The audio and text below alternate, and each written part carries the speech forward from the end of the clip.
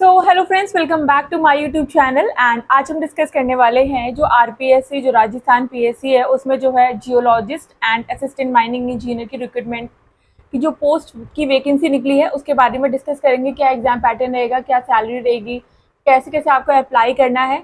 और इसमें जो है टोटल वैकेंसी 56 है, 32 for the geologist and 24 for the assistant mining engineer. तो इसका जो ऑफिशियल नोटिफिकेशन है इसके बारे में जानते हैं, ठीक है पूरा। तो जियोलॉजिस्ट की टोटल नंबर ऑफ पोस्ट है यहाँ पे 32 है। बाकी कैटेगरी वाइज इन्होंने दे रखी है। असिस्टेंट माइनिंग इंजीनियर की 24 है। कैटेगरी वाइज इनको डिवाइड कर रखा है, ठीक है। एब्रीविएशन दे रखे हैं, जीआर, जनरल, यूआर, अनरिजर्व, ये सबको जनरली पता ही होता है, ठीक है। उसके बाद देख लेते हैं कि क्या है आपकी एलिजिबिलिटी क्या है, ठीक है। तो पोस्ट ग्रेजुएट डिग्री होनी चाहिए। जो जियोलॉजिस्ट है उनके लिए आपके पास पोस्ट ग्रेजुएट डिग्री होनी चाहिए इन द जियोलॉजी और the applied geology from a university establish law in India और diploma in applied geology from the Indian School of Mines and Applied Geology Dhanbad और a qualification declaration equivalent by the government, ठीक है। तो या तो आपके पास post graduation degree होनी चाहिए इन जियोलॉजी में और अप्लाइड जियोलॉजी में, ठीक है, या फिर आपके पास डिप्लोमा होना चाहिए in applied geology from the Indian school of mine Dhanbad से, ठीक है। डिग्री होनी चाहिए आपके पास माइनिंग की डिग्री होनी चाहिए engineering from the recognised university या फिर AMIE जो mining engineering part A and B of the institution engineers, ठीक है। डिप्लोमा या फिर होना चाहिए in mining engineering from the Indian school of mines and applied geology Dhanbad से, ठीक है। तो जो भी डिग्री चाहिए ना वो माइनिंग से रिलेटेड चाहिए क्योंकि ये जो जियोलॉजी की पोस्ट है ये इसी से रिलेटेड है, ठीक है। Qualification declared equivalent by the government, ठीक है।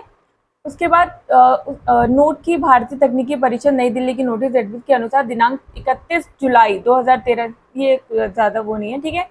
अभ्यर्थियों को ऑनलाइन आवेदन करना होगा, ठीक है। इसके लिए आपको ऑनलाइन एप्लीकेशन फॉर्म फिल करना होगा, ठीक है।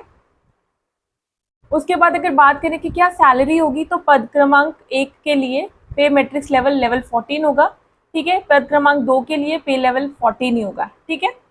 उसके बाद उसकी आयु की मतलब जो एज की लिमिट है वो देख लें तो मिनिमम जो है जो 1 जनवरी 2025 को न्यूनतम 20, ठीक है, 20 to 40 होनी चाहिए, ठीक है। मिनिमम 20 है, मैक्सिमम 40 ईयर्स है, ठीक है। उसके बाद एज का रिलैक्सेशन दे रखा है SC ST backward class male candidate belonging to schedule caste tribe backward mode backward classes, ठीक है, इनको 5 ईयर्स का है। Women's belonging to schedule caste tribe उनको 10 ईयर्स का है। Women's candidate belonging to general category 5 years का है, ठीक है। तो ये जो है आपकी जो भी कैटेगरी है उसके अकॉर्डिंग जो है आपको जो है ये दिया गया है, एज में रिलैक्सेशन भी दिया गया है, ठीक है। ये सारी उसी चीज़ के बारे में इन्होंने बताया हुआ है। उसके बाद देखते हैं कि कैसे होगा आपका जो है आपका चयन कैसे होगा, ठीक है। आपको कैसे सिलेक्ट किया जाएगा। अभ्यर्थियों को चयन के लिए लिखित परीक्षा का माध्यम रिटर्न एग्जामिनेशन होगा इसमें, ठीक है। आवश्यकता पड़ने पर आयोग द्वारा उत्तर पुस्तिका के मूल्यांकन में स्केलिंग, ठीक है, मॉडरेशन, नॉर्मलाइजेशन, जो रिटर्न एग्जाम होगा आप इतना समझिए उसमें नॉर्मलाइजेशन जो स्केलिंग जो भी हो सकता है वो किया जाएगा, ठीक है। परीक्षा का जो भी स्थान होगा वो आपको जो है आपके एडमिट कार्ड के थ्रू जो है ऑनलाइन जो है जो साइट है उस पर आपको बता दिया जाएगा, ठीक है। कैसे अप्लाई कैसे करना है, ठीक है, उसको समझ लेते हैं।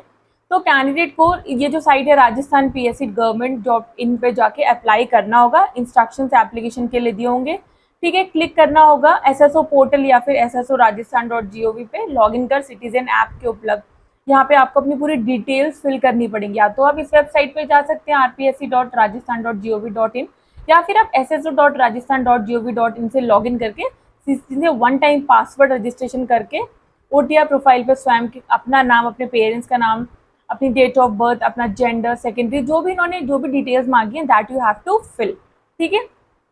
उसके बाद यहाँ से आप लोगों को अपने सारे डॉक्यूमेंट जो है डॉक्यूमेंट को भरना होगा। यहाँ से अपने फ़ोन, अपना जो ये सिग्नेचर है, अपनी फ़ोटोज़ हैं, अपनी मार्कशीट्स वगैरह हैं, कैटेगरी सर्टिफिकेट है, सब कुछ आपको स्कैन करके यहाँ पे भरना है, ठीक है, यहाँ पे सबमिट करना है। उसके बाद आवेदन को ऑनलाइन करते समय अगर किसी प्रकार की समस्या है तो रिक्रूटमेंट पोर्टल पे दिए गए आप हेल्प डेस्क पर या फिर ईमेल भी कर सकते हैं, ठीक है। अगर आपको कोई प्रॉब्लम आ रही है, फॉर्म सबमिट नहीं हो रहा, then you can call to the helpline number और यू कैन ईमेल, ठीक है। राजस्थान राज्य के पिछड़ा वर्ग, अति पिछड़ा वर्ग की क्रीमी लेयर श्रेणी आवेदक राजस्थान राज्य से विभिन्न अनुसूचित जनजाति, आर्थिक रूप से कमजोर वर्ग के आवेदन समान वर्ग के अंदर, अतः ऐसे आवेदकों को समान वर्ग के अंतर्गत ही आवेदन करना होगा, ठीक है। अभ्यर्थी ऑनलाइन आवेदन पत्र भरने के पश्चात आवेदन पत्र की हार्ड कॉपी का प्रिंट आउट अवश्य निकालें। जब भी आप अपना एप्लीकेशन फॉर्म फिल कर देंगे, आप उसका एक प्रिंट आउट लेके अपने पास रख लें, ठीक है। उसके बाद इसकी जो इसकी इन्फॉर्मेशन है वो आप किसी के साथ शेयर ना करें, ठीक है। वन टाइम रजिस्ट्रेशन हो जाएगा। फिर जन को ऑनलाइन आवेदन के अभ्यर्थी के नाम, पिता, जन्म, ठीक है। या तो यहाँ पे आपको वन टाइम रजिस्ट्रेशन लागू किए जाने के कारण ऑनलाइन आवेदन का नाम, पिता का नाम, उसकी डेट ऑफ बर्थ, ये सब, ठीक है। ऑनलाइन आवेदन में वर्तमान नाम लिंक किसी स्तर पर कोई संशोधन की संभावना नहीं है। एक बार अगर आपने सबमिट कर दिया तो फॉर्म सबमिट हो जाएगा, ठीक है। उसके बाद देख लेते हैं कि किसको कितनी फीस सबमिट करनी है। तो किसी भी प्रकार के संशोधन के पश्चात अगर आपने फॉर्म फिल कर दिया और उसके बाद अगर आपको करेक्शन करना है तो आपको 500 रुपीज़ एक्स्ट्रा पे करने पड़ेंगे करेक्शन के लिए, ठीक है। ये बात आपको ध्यान रखनी है।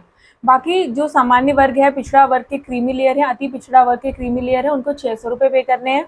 बाकी SC ST है, नॉन क्रीमी लेयर, ठीक है, पिछड़ा वर्ग नॉन क्रीमी लेयर, अति पिछड़ा वर्ग नॉन क्रीमी लेयर, सबको जो है 400 रुपये पे करने हैं, ठीक है। और जो दिव्यांग हैं उनको भी 400 रुपये पे करने हैं। और करेक्शन अगर आप करते हैं तो आपको 500 रुपीज़ पे करने हैं, यहाँ पे इन्होंने मेंशन किया हुआ है, ठीक है। बात करते हैं कि किस तरीके से जो है वो सिलेक्शन का प्रोसीजर क्या है। तो इसमें सिलेक्शन के प्रोसीजर के लिए रिटर्न एग्जामिनेशन होगा, पार्ट ए और पार्ट बी में। पार्ट ए में जो है जनरल नॉलेज ऑफ राजस्थान, क्योंकि राजस्थान का एग्जाम है तो राजस्थान की जनरल नॉलेज आपको आनी चाहिए। 40 क्वेश्चन होंगे, 40 मार्क्स के होंगे, ठीक है। Part B concern subject as prescribed in the qualification. Geology mining से है तो उससे रिलेटेड क्वेश्चन आएंगे, ठीक है। 110 क्वेश्चन आएंगे, टोटल मार्क्स 110 रहेंगे, तो 150 क्वेश्चन 150 मार्क्स। एंड जो टोटल टाइम रहेगा वो 2.5 घंटे का रहेगा, ठीक है, 2.5 आवर्स का टाइम रहेगा। ये होगा the competitive exam carry 150 marks, 150 question, MCQ type के क्वेश्चन होंगे ये। There will shall be 1 paper, एक पेपर होगा, duration of paper 2 hours 30 minutes. Negative marking shall be applicable in the evaluation of answers. Every wrong answer के लिए आपको 1/3 negative marking मिलेगी, ठीक है। यहाँ इन्होंने मेंशन किया हुआ है 1/3 नेगेटिव मार्किंग रहेगी यहाँ पे। Wrong answer shall mean an incorrect answer और मल्टीपल आंसर्स, ठीक है।